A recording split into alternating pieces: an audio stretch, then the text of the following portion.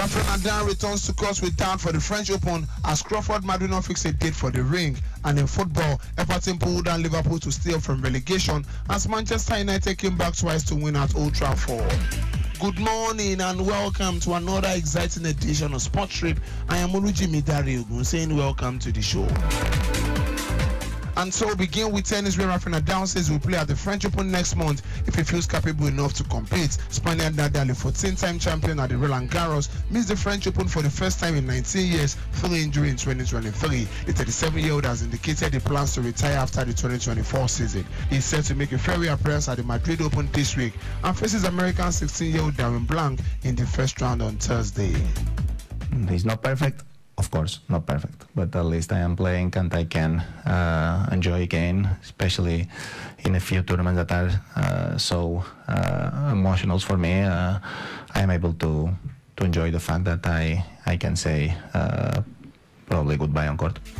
The 22-time Grand Slam winner has only played 5 matches since January 2023 because of hip and abdominal injuries. The former world number 1 is currently ranked 644th. The French Open, the second Grand Slam tournament of the year, starts on the 26th of May.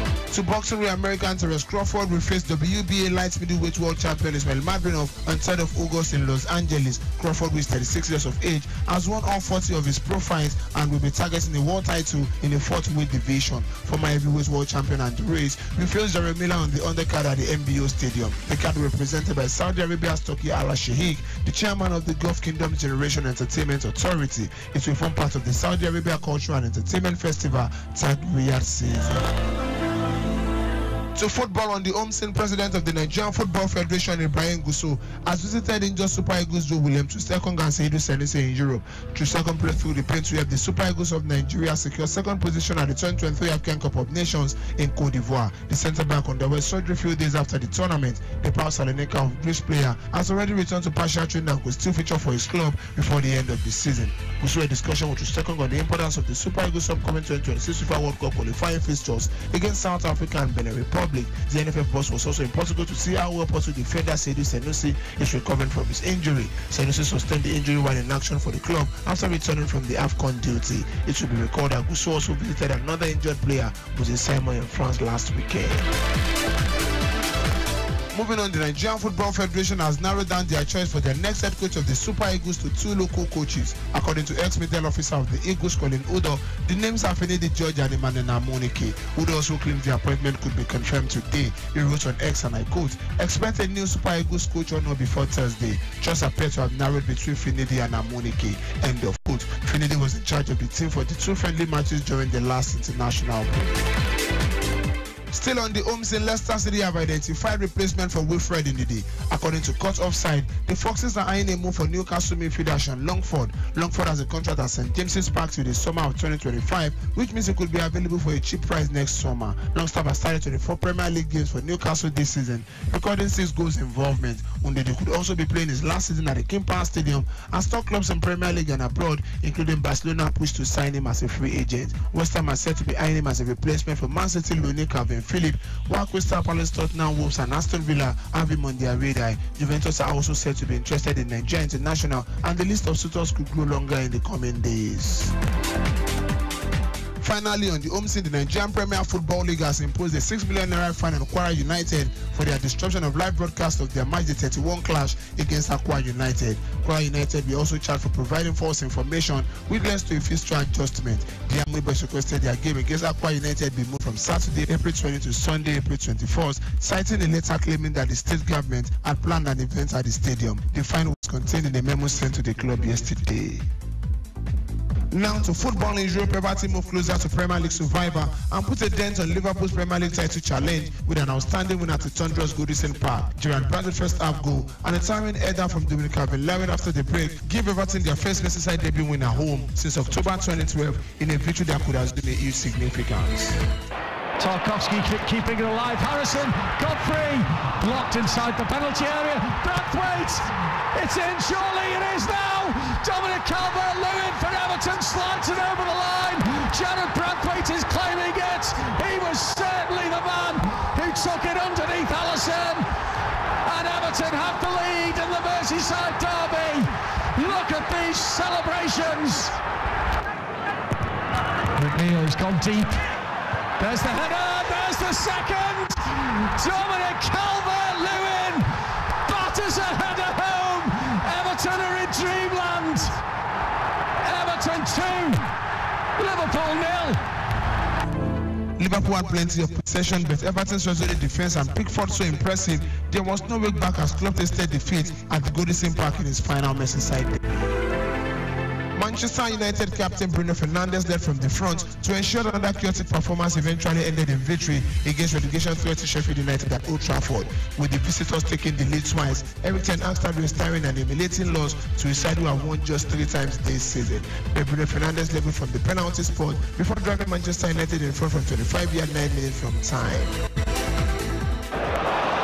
It's loose from Andre Onana, and Sheffield United could be in here. They are. Jadon Bogle piercing early United pressure. Fernandes whipped away as far as Garnacho. Maguire, a goal under the arch on Sunday, a goal at the Theatre of Dreams on Wednesday. Palmer, smartly done. Osborne, and prodded into the top corner by Ben Brereton Diaz. Delivered by Fernandes. Flailing in the penalty area, and Maguire is on the deck, and a penalty's been given. It will be Bruno Fernandes, and scores again tonight at Old Trafford. Fernandes onto his left and into the top corner in the way that only Bruno Fernandes can. Hoyland's in there, and that surely should seal it. Game ended 4-2 in favour of Manchester United. Other results in the English Premier League: Crystal Palace defeated Newcastle by 2-0, while Bournemouth away from home defeated Wolves by 1-0. Later tonight is Brighton at home against Manchester City. Atalanta scored twice in injury time with ex-Everton forward Ademola Lookman on target as they beat Fiorentina to reach the Coppa Italia final. Lookman scored in the 94th minute with Mario Palasic in the 89th minute to seal a 4-2 aggregate win after losing away from home by 1-0 before triumphing at home by 4-1 to progress to the final against Juventus.